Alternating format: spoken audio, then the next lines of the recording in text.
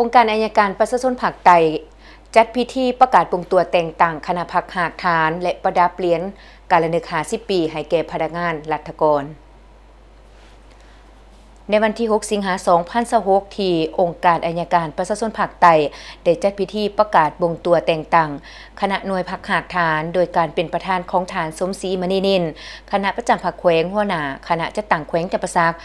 มีห้องหัวหน้าองค์การอัยการประชาชนภาคใต้คณะกรรมการปรับปรุงกงจักการจัดตั้งขันแขวงพนักงานราชการในองค์การอัยการประชาชนภาคใต้เข้าร่วมในพิธีก็ได้รับฟังการรายงานการจัดตั้งปฏิบัติเวียกงานอัยการประชาชนภาคใต้โดยสังเขป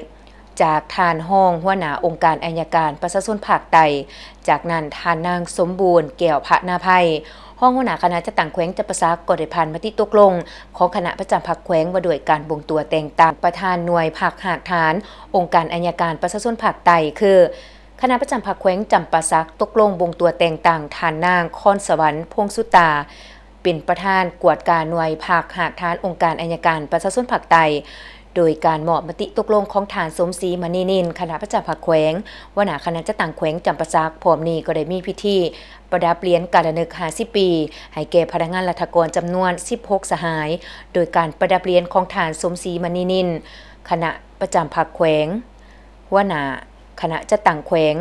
พร้อมทั้งได้มีคำเห็นโอโลมเพื่อเป็นทิศทางในการจัดตั้งปฏิบัติเวียกงานขององค์การอัยการประชาชนภาคใต้เติมอีก